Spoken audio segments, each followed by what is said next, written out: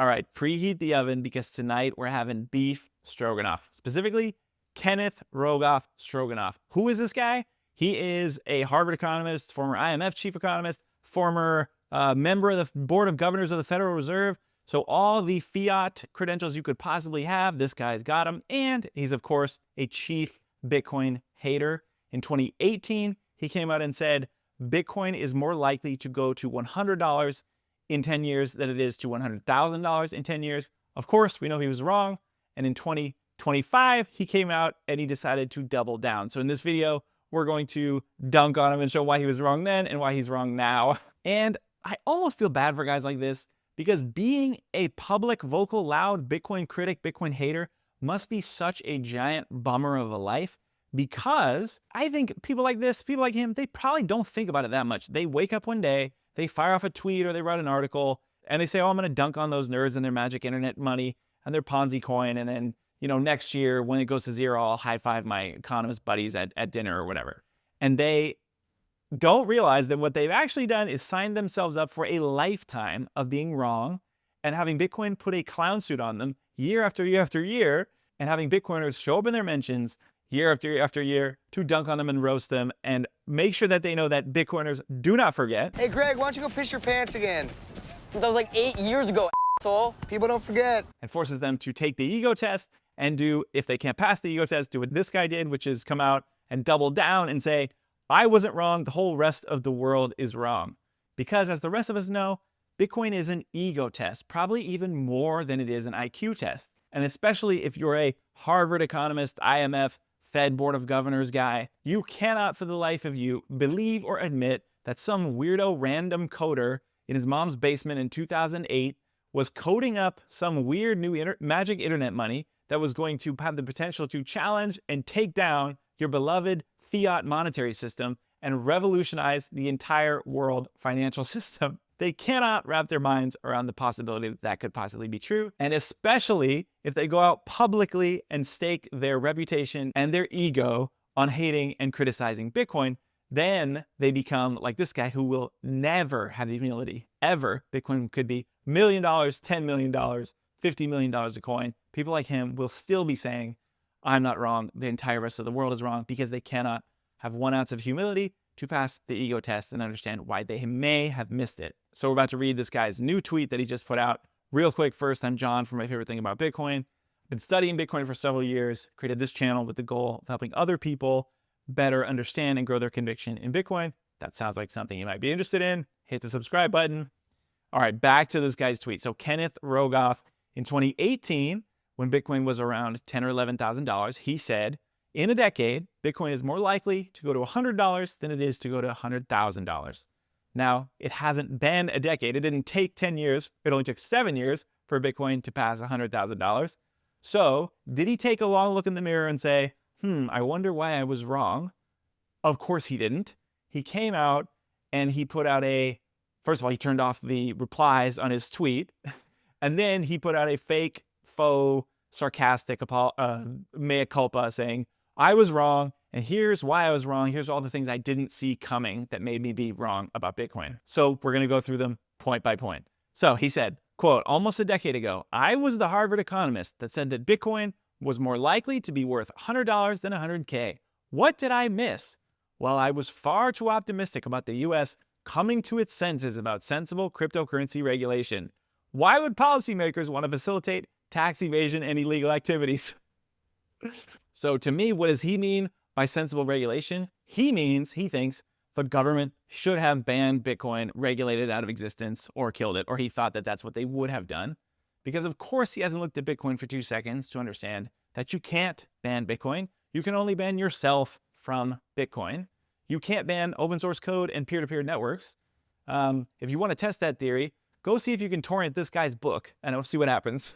But the US government, as all governments around the world have been, are doing, and will be doing, has come to the realization that Bitcoin is inevitable. The game theory of Bitcoin is inevitable, and you can't ban Bitcoin because even if you try, all you'll do is stop yourself from holding the hardest money that's ever existed and let all other countries and all other competitors pass you in their ownership percentage of the hardest money that's ever known. And that doesn't seem like a very good idea.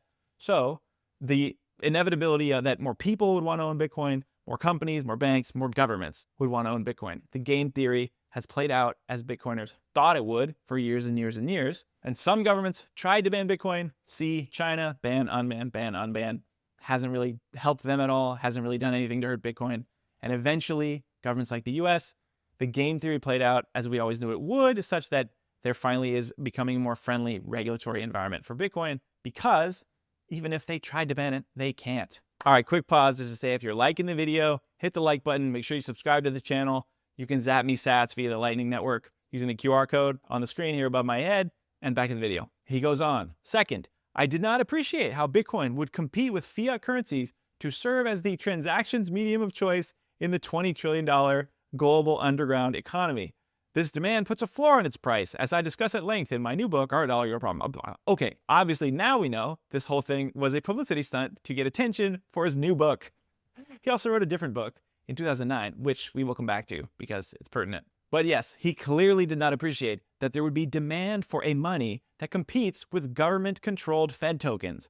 Why would he see that coming? Again, he's a Harvard, IMF, Federal Reserve economist. He's the fish in the fishbowl who teaches other fish how important the water around them is. Why would he ever see a world in which other people who don't benefit as much as he does from the fiat system would want to potentially use an alternative? So he is the blockbuster CEO standing up at the board meeting saying, people will always want to drive to the video store, browse the aisles for hours, go home, watch their video, rewind it themselves, and bring it back. They love doing that, and they're never going to want to do anything else. That's what this guy's opinion basically is. And of course, twice in his first two paragraphs, he's mentioned one of the laziest Bitcoin criticisms there is, which is it's only used by criminals. It's only use cases for illicit activity. The number he cites is $20 trillion global underground economy. The last I checked, Bitcoin was about a $2 trillion market cap asset. So you tell me how the math is mathing to make a $2 trillion asset facilitate $20 trillion of global underground economy.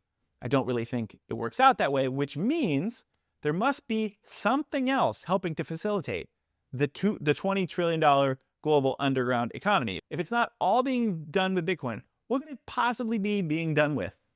Could it be possible that his beloved fiat currency is being used to facilitate illicit activity? Crime and money laundering and tax evasion. Chainalysis, by the way, did an analysis last year, and they said illicit activity tied to cryptocurrencies was around $50 billion in 2024. $50 billion. So his number was a $20 trillion global underground black market. And cryptocurrencies, not just Bitcoin, all cryptos, are facilitating 50 billion of that. That's 0.25%. So that means 99.75% of all illicit activity being facilitated by something that's not crypto or Bitcoin, which means it's most likely being facilitated by his beloved fiat. So to me, sounds like fiat is driving all illicit activity in the world, and we should definitely be looking into banning fiat. Fiat is bad. It's being used for money laundering, criminal, tax evasion, and we should ban it. Also, I love the part where he said, I didn't realize that illicit demand would put a floor on Bitcoin's price. A floor price. He said that, again, when Bitcoin was 10 or 11K. As if illicit demand putting a floor on Bitcoin's price, which maybe it does, who knows? But does that account for it doing a 10x over the next 7 years?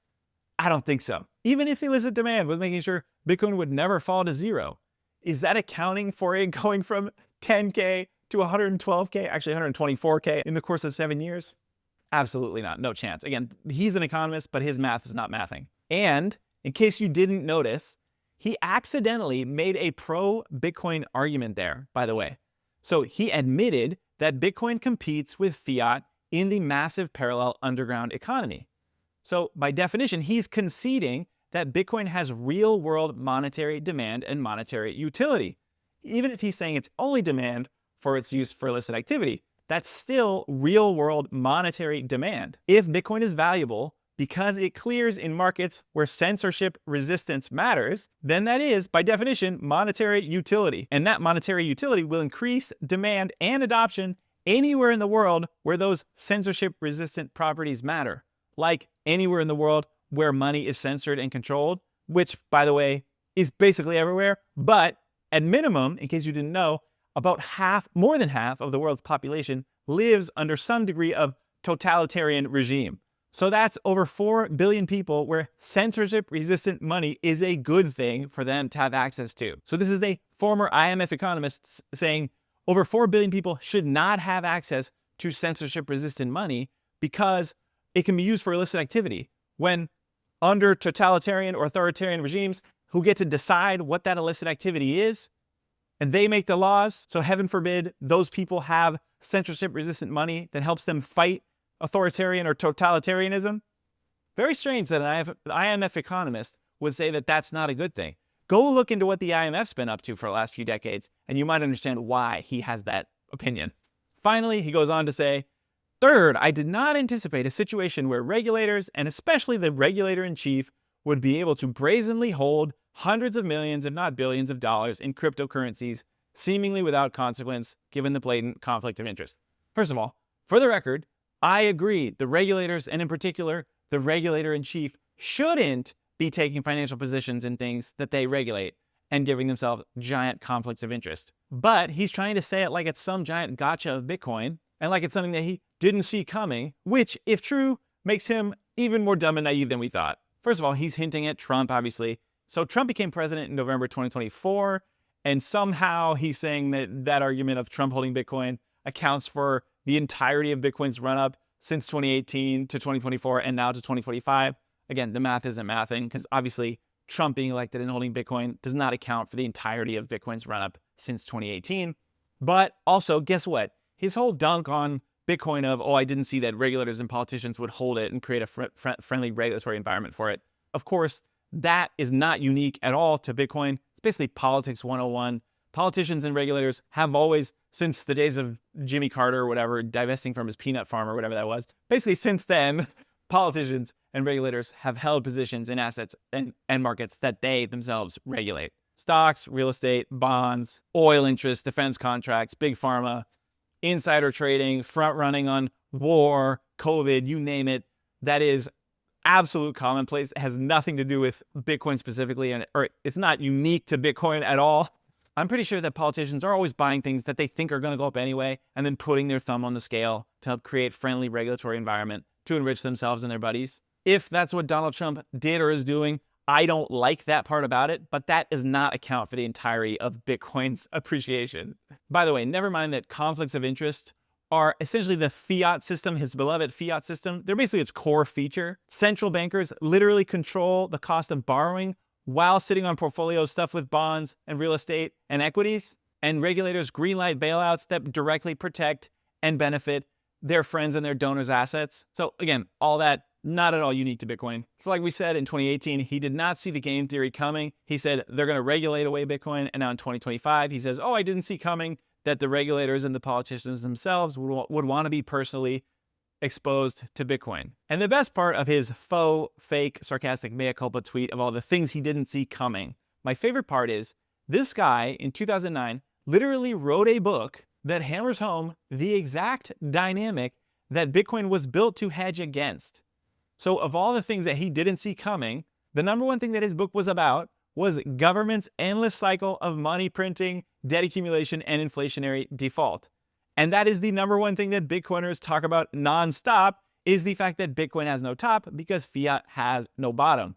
There is an endless amount of fiat that will continue to be printed, and that is why Bitcoin's fiat-denominated price will never stop going up. He wrote a book about that in 2009, and then he has this sarcastic tweet in 2025 of all the things I didn't see coming about why Bitcoin would keep appreciating.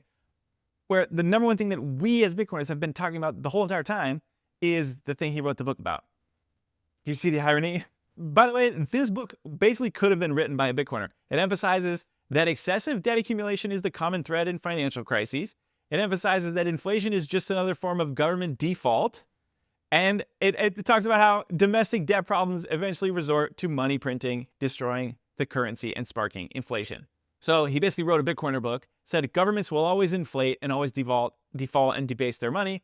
And then he said, no one needs Bitcoin. And then he said, oh, I didn't see Bitcoin benefiting from governments inflating away their debts. He basically wrote the playbook for why Bitcoin exists, and then a decade later was pretending he couldn't possibly see the reason why its price would keep appreciating. I'm telling you, man, that ego test is a hell of a drug. Oh, I said the book thing was my favorite part, but that's not my favorite part. My favorite part is that this guy's a Harvard economist. And in case you didn't see the headlines, Harvard, within the last month, in its endowment, bought about $116 million worth of Bitcoin. I think it's about 1,000 Bitcoin that Harvard just bought. So this guy works there, and their endowment is buying Bitcoin. And according to him, Bitcoin has no use case other than illicit activity. So one of two things must be true. Either Bitcoin has monetary utility that isn't only for illicit activity, or Harvard is engaging in illicit activity. One of those two things must be true, according to his logic, so you can be the judge of which one it is. When he gave that first quote in 2018, what he said was, basically, if you take away the possibility of money laundering and tax evasion, Bitcoin's actual uses as a transaction vehicle are very small. So he thought he could only see it being used as a medium of exchange. And he thought its only medium of exchange use cases are for illicit activity, and governments are either going to regulate those away or they're going to be too small and they can't compete with fiat. Therefore, it's probably going to go back down to $100. He just couldn't wrap his mind around at all, see any use case at all for Bitcoin being used as a store of value, which again, he wrote a book on inflationary debt crises and monetary debasement and why that will always be the case forever. Governments will not stop printing money. But he couldn't see that more and more of that money that gets printed will end up in scarce, desirable assets. And he couldn't look for 2 seconds to see that Bitcoin is the most scarce, most desirable asset that's ever existed. It's basically like he was bamboozled by the word currency inside cryptocurrency. And he was like, it's currency and no one's going to use it for currency. So it's going to zero. So many of these people that's literally the most they look at Bitcoin. They don't even look past that. And then they fire off their tweet and then they're forever tied to wearing their clown suit and getting dumped on year after year as Bitcoin makes them look foolish.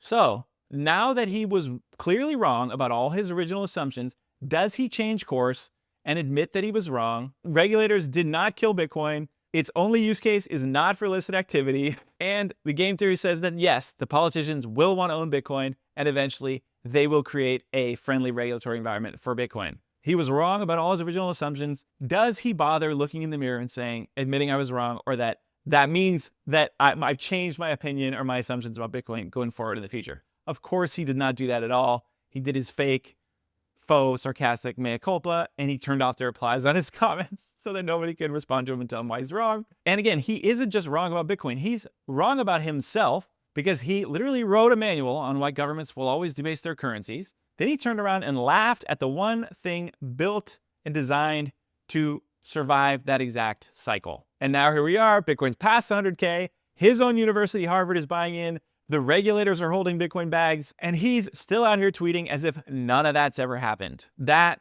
in a nutshell, is the ego test. And once guys like him fail it, they never have the humility to come back from it. Bitcoin will be $1 million, $5 million, $10 million, $50 million. He'll still be one day on his deathbed saying, I'm not dying, Bitcoin's still dying. Because as we all know, Bitcoin humbles you. You don't want to be a guy like this stuck in the clown suit that you put on yourself. Thank you for watching. If you enjoyed this video, I have a playlist right here of other takedowns I've done. Peter Schiff's in there, Gary's Economics, Rachel Maddow, a bunch of other people. If you like this one, you'll probably like this playlist right here. Don't forget to subscribe to the channel if you haven't done that already. And as always, you never want to forget, Bitcoin is inevitable.